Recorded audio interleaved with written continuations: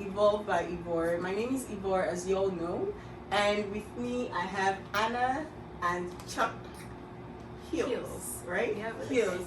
And today they're going to tell their cancer story. They are both cancer survivors, so they're going to tell their cancer story. So do you mind introducing yourself? I'm Hannah Keels, and I'm Chuck Keels. I have a couple of questions.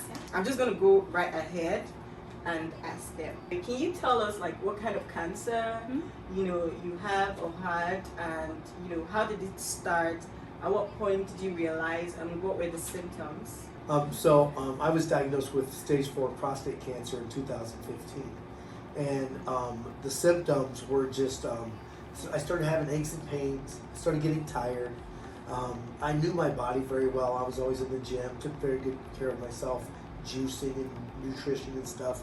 So I knew my body really well, and I seen all these things starting to happen, and I kept putting them off and putting them off. Well, when you're putting them off and cancer's involved, the cancer's growing. So those were the symptoms, and then when I went in for I finally ended up at an emergency room to see if they could figure out what was going on. And that night, my whole life changed because I was diagnosed with stage 4 prostate cancer that had started in the prostate, and then it goes to where it's fed, and if you let go long enough, it starts to grow, and it got into my bone marrow and my lymph nodes, and it went all over my body. So I had cancer in 90% of the bones of my body when I was diagnosed with my cancer. Oh wow! And this was back in 2015, Yeah. 5 years ago. Yeah. Wow. Yeah. So what happened from there? Basically, I was placed in hospice. That's where you go when the medical industry says there's nothing else we can do. It's too bad. And they put me in hospice. 2 hospice nurses came to my home and gave me prescriptions for pain meds. And they also gave me a prescription for a hospital bed because my bedroom was upstairs and my back and my body was hurting so bad. They said, we'll write you a prescription for a bed, that way you don't have to climb the stairs and you can sleep down the stairs. And so I was put in hospice, and I was a single dad with 2 boys, and I was really worried about my boys. I said, I don't think I'm going to make it much longer, so what's going to happen to my boys?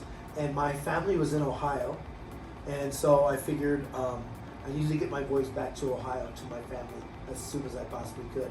A week later from when I was diagnosed, we had a flight to Columbus, Ohio, and I never got on the flight. The day we were supposed to fly out, I suffered a broken back, a compression fracture, and was rushed to a hospital right here in Central Phoenix, and had emergency surgeries, and basically my life changed dramatically because in the recovery room, waiting to go upstairs and see my family, the entire room got really weird cold. And so I did one of these numbers, and I looked down to see if somebody had left the door open at the end of the room and let the cold air in, but when I looked down there, the door was shut. So I'm like, what is going on here? And when I come back to the left, I jump, and I'm looking at a brown robe, white scarf, beard and face. I'm looking at Jesus, and he's looking at me. And his right foot just does a half a step towards me. He reaches like this and touches my shoulder. I didn't see his mouth move or anything, but I heard in my head, I got you, I got you. And then when I looked, he was gone. So just 3 or 4 seconds. Well, that day, the pain from a broken back, all the stuff that was going on in my body, the pain stopped. Yeah, the medical industry couldn't figure it out. Wow. So can I ask, what was the duration from when you found out till that experience that you had? Yeah, it was just like 2 weeks later. I found out they brought in specialists to do biopsies into the bone marrow and lymph nodes to see what kind of cancer, how bad it was. So there's a bunch of things that happened in there. We always tell people when we talk about it, there's so much detail, there's so much that they have to get our book. Yeah. Because it gets into the detail that we would stay here for 2 hours to tell you the whole story. The details are amazing. Yeah, the details are amazing. What's the name of your book? Get Up and Live. Get Up and Well, Live. your book is High on Chuck. Well, I wrote So High that gives on you Chuck. the real good details. Okay. So I wrote High on Chuck about my cancer story and that really, it does talk a little bit about my faith and things that happened there, because at first I didn't have much faith. Yeah. I was just kind of lost as far as spirituality in life. Well, the cancer journey brought me closer to Jesus. And so that book talks about what happened with the cancer and my being a single dad and all this stuff. And it didn't talk about the lessons that I was getting ready to learn from that experience. That's what happened, and that's what ended up in our next book. Okay. So all your books, are they on Amazon? They are, and they're also on our website. So if you want a signed copy, you can get it from getupandlive.org. Gotcha. Yeah. Okay.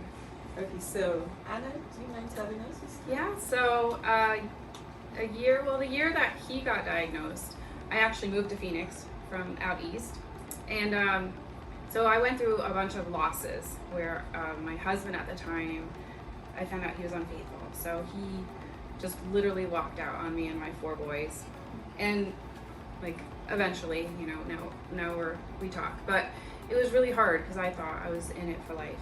And so I just cried for 3 months straight, and then I found a lump in my breast. So this is all in 2016. And so that summer I got diagnosed with breast cancer, had my double mastectomy, my divorce went final, then I had to go back to work full time as an OR nurse just to keep my boys alive. So it was just like so much trauma and drama for me.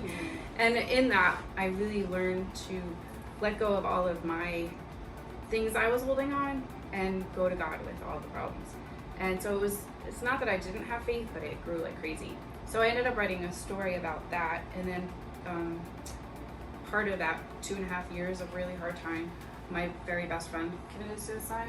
So it was like the 5th big loss. And so I ended up writing my story, which is called Faith Like Skin. So this month actually marks 5 years that I've had stage 4 breast cancer. So it's been 5 wait, years. when you found out it was already on stage 4? I actually got diagnosed stage 3, and a month after I had my surgery, because I didn't do chemo right away, my oncologist was kind of like, didn't do the scans that I feel now they should have done. So I had a scan done through another doctor, and that's when I found out it was in my lungs. Oh. So yeah, it took me a while to understand all of that stuff, but within a year I ended up going on actual medication for it. And so when I met Chuck in 2019, I was stable, I was on oral chemo. So I was tired, but I still was doing things.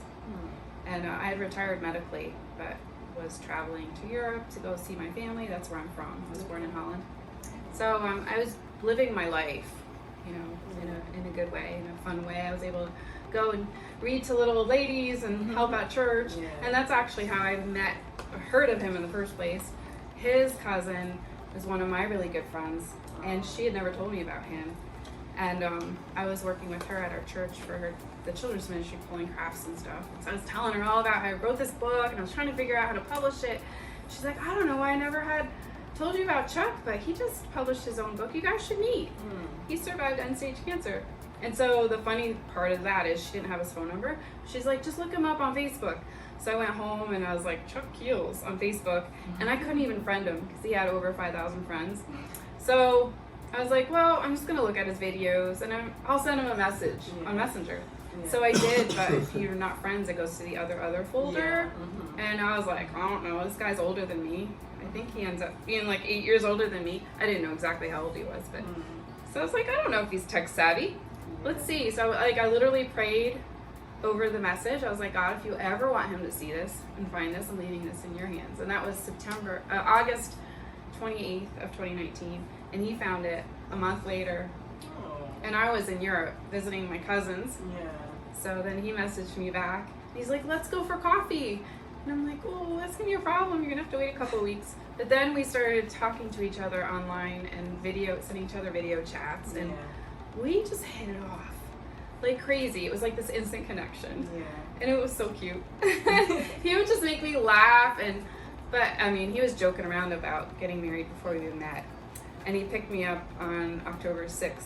So we started talking the 28th of September, and October 6th he picked me up at the airport with flowers, and we literally saw each other every day since then. I think there might have been a few days. It's a huge thing. We get asked constantly because people that have been diagnosed with cancer, about dating and things like that. Mm-hmm. We met, dated, got engaged and married after stage 4 cancer.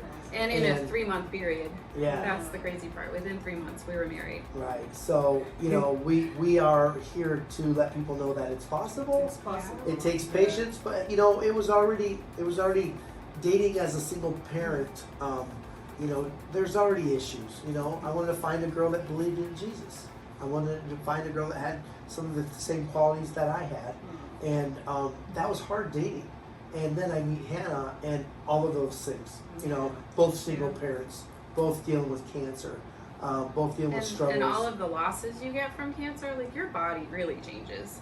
You know, and here God gives me this guy that understands hot flashes. Because I'm having hot flashes because I'm thrown into menopause. And he's like, hold on, I'm having a hot flash. I'm like, oh my goodness, that's crazy. Like, what guy understands that? So it's really neat. And then through my story, actually 5 months after I got married in 2020, my neck broke because the cancer spread. And so it fractured my neck and ended up in the ICU, had emergency surgery, had a neck fusion, wore a neck brace for 8 weeks, started IV chemo, went bald, started radiation, which caused so much ulcerations in my esophagus that I couldn't swallow anymore. So I had to get a feeding tube for almost 2 months. So it was like a lot of drama, a lot of stress in our first year of marriage. And yet God gave me this guy who understood having a back fracture, a spinal fracture, and then just loved me through it, no matter what. And she skims over it so fast, like, you know, this is what happened. But I mean, when you talk about the fracture, the surgeries, you talk about a feeding tube, they poke a hole in your stomach to put a tube in, and you're pouring milkshakes and stuff in there to stay alive. You know, so it was so much and so heavy, and the things that we dealt with, and people looked at us and they're like, how are you guys even smiling? And it's like, we get all of our strength from our faith. Kind of skipped this part, but like a month after we got married January 1st, 2020, we decided to start a nonprofit because he was always on the phone with people while he was working, and it's like, why don't you have a nonprofit? You know, you're always on the phone cancer coaching people, helping them. And he's like, it just seems like a mountain of paperwork, and it's just not my thing. And I was like, well, let's do this together because that's my thing. You know, we both have these really cool different skills that God put us together with. So we did that a month after we got married, and so that's something we do now, and our motto is get up and live. So we live it out, what we teach and preach and encourage people with. And so through all of this journey of like all these losses and crazy pain and fractures, and there's more to the story. You know, I get to walk people through their cancer stuff and encourage them out of my own discomfort, and then him as a caregiver really understanding what that means now, not just having experience as a patient, but as a caregiver. So I have a question though. I'm not really sure how cancer works, but I thought that, for instance, you said you found it in your lungs. Aren't they supposed to, or isn't there something like maybe an operation that they do to take it out, or? Yeah, so it's a really good question. So it depends on where it spreads and what it does. So if it's in your lungs, it's like a whole bunch of different little tiny nodules, so it's really hard to take it out. If it was like on your liver, they can remove it. It depends. It also depends on the type of breast cancer you have, or the type of cancer you have. So sometimes it's operable and sometimes it's not. So a lot of times in your lungs it's not operable, and it's not something you just remove. Like where you have a lump in your breast, you can remove that. So when they did that, it had already spread into lymph nodes and then gotten into the bloodstream and spread. And so like sometimes the medicine makes it go away and then it goes somewhere else and all of a sudden it grows. So that's kind of happened to me over the years. And this is the first time I went to my spine last year. And all these places that it pops up all over the body because it's in the bloodstream now, and that's when they say it's stage 4. It gets into those areas and starts to cause crazy damage. And when both of us, we experienced it getting into the bone marrow and damaging the bone. Yeah, it softens it. It softens it. Yeah. So are you cancer free now? Well, that's a good question, because I actually was not considered cancer free up until just a couple weeks ago, because my doctor said nobody's going to stamp you cancer free because your cancer was so bad, and it's very known in that industry for cancer to come back. Yeah. So they wouldn't, but they just came out with a new blood test that can test if there's cancer cells in your bloodstream. And so I said, I want to get that, you know. And the doctor was probably more interested than I was, because she wanted to know, is there anything in there? And it's kind of fun too. We love when we can lean into our faith here, because I had a chat with God walking, you know, when I had all this stuff going on, and He told me that I wasn't going to die of cancer. And I started telling my family, everybody, I'm not going to die of cancer. God said I'm not going to die of cancer.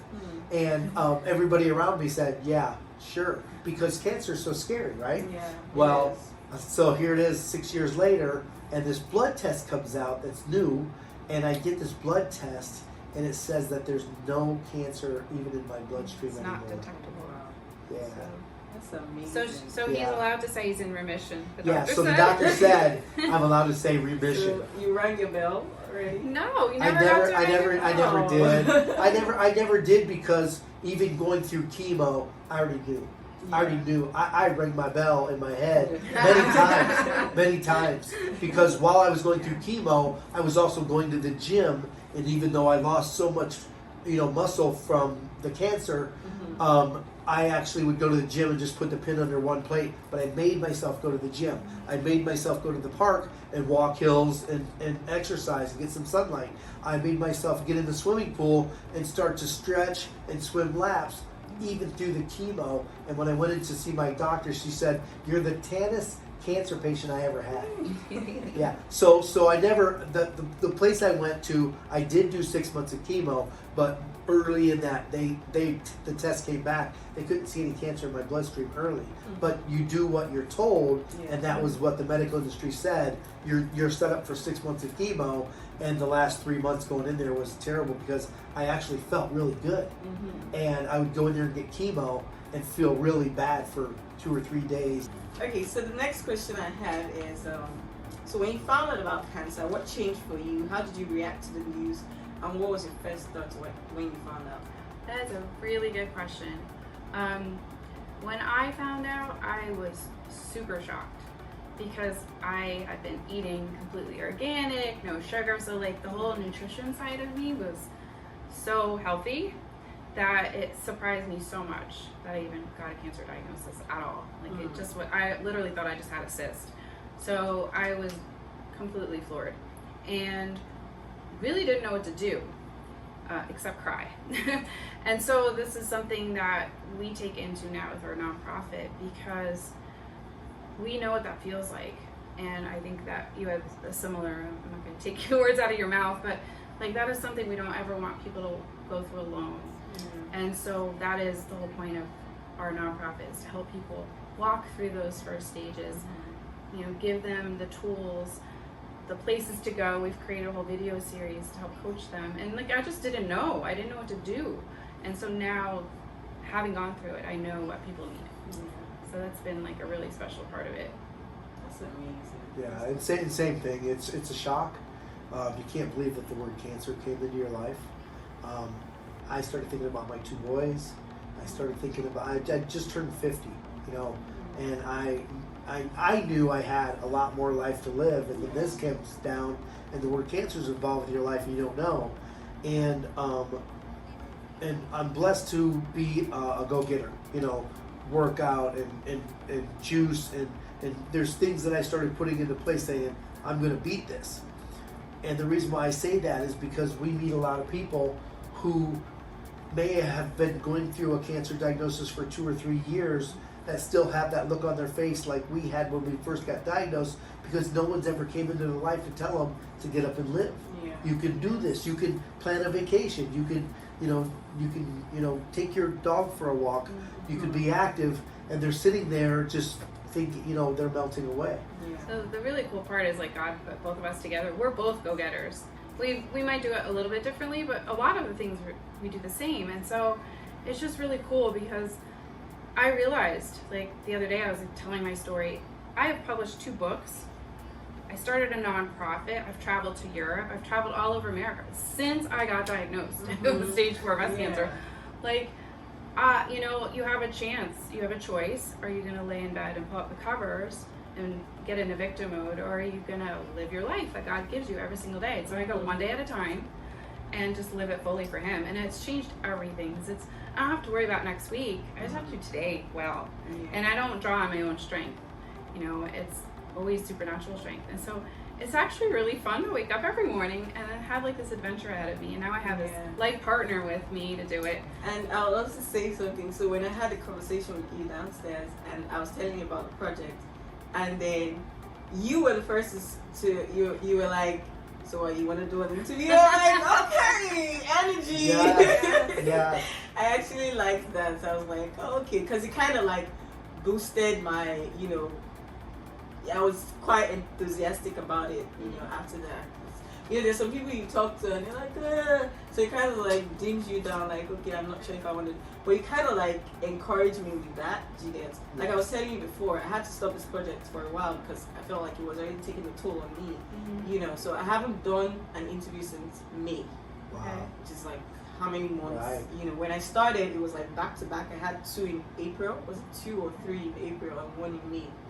You know, so it was like back to back. I wanted to be doing it like every month, you know, but after the whole, I just stopped it. So you talking to you the other day, just kind of like, okay, you know what? I think I'm ready to start this again. There you go. See And that? and you're also really serving other people doing it. Yeah. You know, I think it's so good. This is something we tell a lot of our clients, is to tell your story, because it's so important to share it with people, because they need hope. Yeah. So for you to be able to give that gift to other people, you know, you're actually serving these women and men, whoever you interview. And it's who sees that. It's who sees it. Yeah. You know, we can live our lives, we can smile, we can go to the beach, we can do all these things, but we live all that completely transparent through social media, through our website, so that other people can watch and go, they're not just saying, go do this. They're doing it.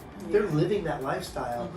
She says it all the time. She says, people look at her and they're like, you do not look like you have stage 4 breast cancer. Honestly, I was going to say that, like, you really do not look like it. And she says, we live it and we coach it.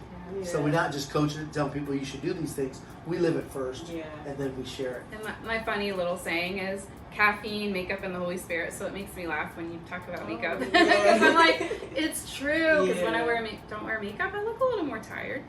But I think God's gift to us is makeup to help us. No, it really especially is. And it's something that Chuck would be like. He knows if I'm not having a good day, if I am not put together in the morning. And it's not like I wear a ton of makeup, but it's just like I feel better about myself. I have my little face on, and it really is just like eye makeup and putting on my eyebrows. But like he's like, keep going. You know, he's encouraged me to do that. So the third question I have is, how did family and friends take it, and did you want to go public? Yeah, so that's a really good question. My parents, my sisters, they were all really shocked, but also really supportive. The only issue for me was everybody lived like 2,000 miles away, so they weren't there in person. And so the people that came around me were actually my local church family, and that was so important to me. And I did immediately go public on Facebook, probably within a week or two, just to share and keep updating all my friends. And what happened was all these people came around me and prayed for me, and it's something we continue to do today. While we're going through our journey now, 5-6 years later, I'm still needing the same kind of prayer support and encouragement every day. So that's been a really good part of my life. Yeah, and the same thing with me. My family were all over the country. I had lived in Ohio and LA and Arizona. So the easiest thing for me to do was just to put a post on social media just to let people know that I was diagnosed with cancer, and then they started pouring back into me, and they poured back in so many different ways.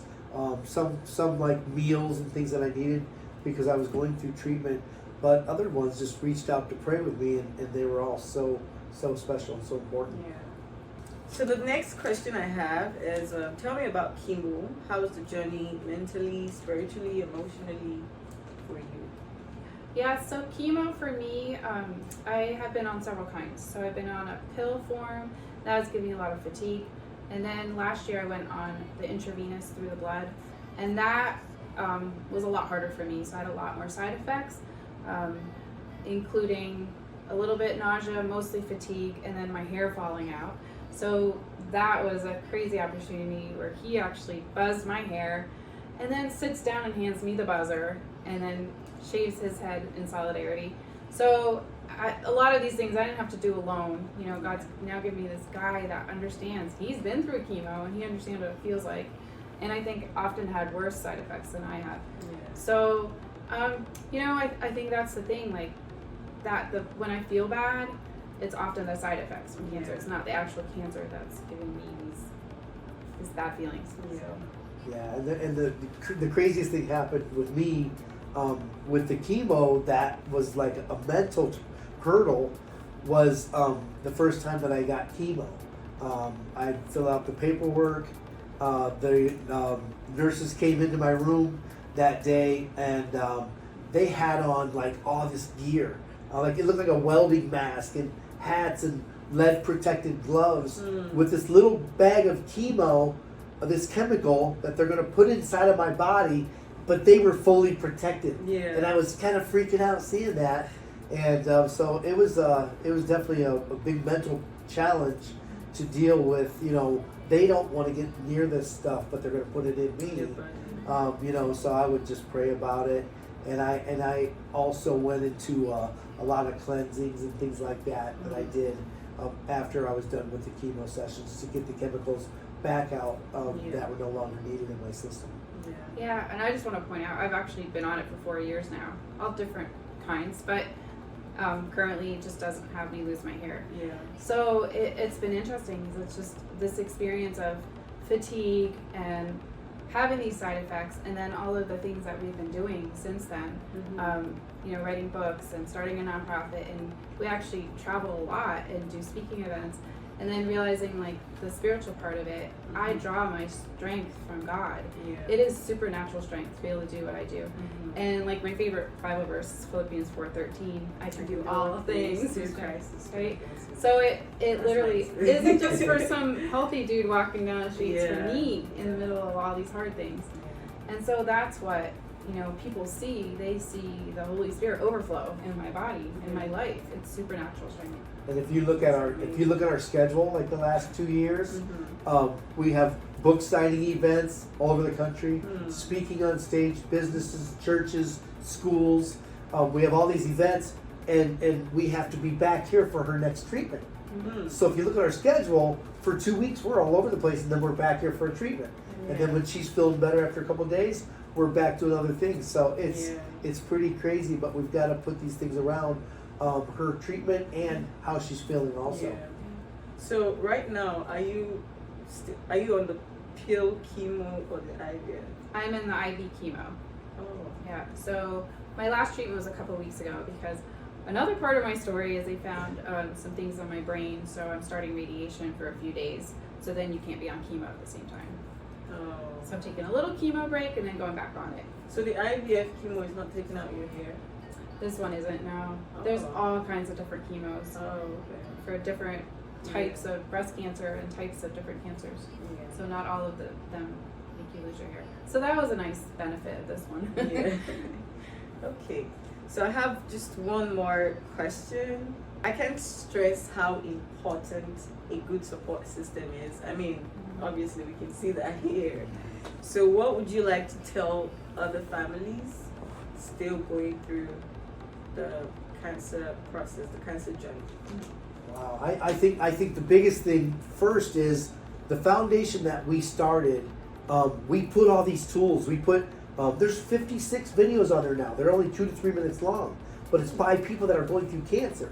So we've got people that said, "Oh, I started seeing a psychiatrist. I started going to all these different things," and even people who said, "My family, my church, everybody around me, they're very supportive, but nobody's had cancer. They don't understand it." Yeah. So we started our cancer foundation, and we put it under getupandlive.org. That way people can find it. And I think that support of being on the phone, people seeing information put on there from people going through cancer has been one of the biggest things that we can do to love on people that are going through this. That's amazing. That's amazing. So guys, getupandleave.org, right? Yep. They have amazing stories on there. People that have gone through cancer and are still going through it, they get to tell their stories. So that's another platform where you can go and just like be encouraged, okay? This journey is not one that one should do alone. No. That's right. Yeah, it's not one that one should do alone. So, I'm just happy that I'm able to like help in the little way that I can. I actually started this project because I'm a makeup artist, and I asked God for I just wanted to be able to use my talents to like help other people, right? So I don't know if I told you the other day, but anyways, I used to work in a healthcare facility, and I saw a lot of medical records, and I feel like God just like told me that, okay, that's what I want you to do. I had a scare 11 years ago. That was in 2010. I had a lump in my breast, and it wasn't just a lump. I was milking. Yeah, milk was coming out of my breast, and I remember I went to the hospital. They checked it and everything. I had to do a lot of tests, mammogram. It was just a lot. Was it mammogram? The one that they check your brain. I don't even know what it was, but I did a lot of. Scan. Yeah. Yeah. It was like MRI. Maybe. something, and I was going under, like I was on a bed, and Right. I don't know what it was, but I saw my gynecologist a lot of times, and all whatnot. So apparently they said something about prolactin, something was really high. So I had to be on medication for 3 months to stop the milk from coming out of my breast. And then after that, we took out the lump. So they tested it. To the glory of God, it wasn't cancerous, So when this whole thing happened to me, and I'm like, yes, I think I really want to do this, because I can't really say that I understand what you're going through, but I've had like a tiny little bit of that scare. It's nowhere compared to what you've been through. But that tiny little bit of the scare, I'm like, okay, yes, this is what I'm going to do. I really thank God for the gift of makeup and everything. And like you said, like makeup it's accentuate. It's not like you're not beautiful, you're beautiful, but it just like accentuates that beauty, and just makes you feel like. So I'm really happy that I'm able to do this. I think I'm talking too much. No, it's important stuff though, because what you just said was we coach cancer people all over the country, and the ones that they're not getting up and taking care of themselves are the ones that are down in the dumps and scared and in fear and feeling sorry for themselves. And we coach them to get up and put on their makeup and start their day and look at themselves in the mirror and love themselves. So it's important for them to go through these things and be a person, because before that it's really scary. And one of the things that we tell people all the time is cancer, it's a situation. It's not a sentence. It's not a sentence, it's a situation. Like that. I'm so happy I got to meet you guys, and I'm happy about your story, and I'm happy because, God sent you a companion, and everything is going to be well. I have strong faith, Yeah, I have strong faith, and I guess that's all. We're going to go into the makeup session. Thank you guys so much. Is there anything you guys want to say again? Get up and live. Get up and live. Get up and live. And live. Thank you, and I'll see you guys in my next session. Bye.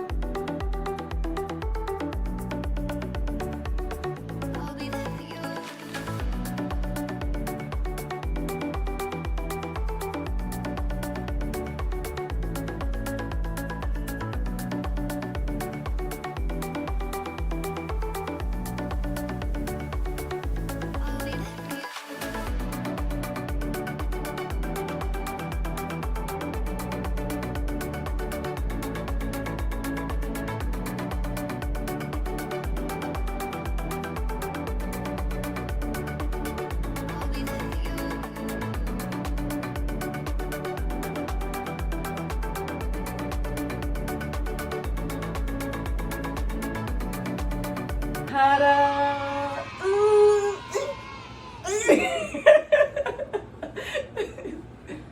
Cheese. That's awesome. That's awesome. Woo.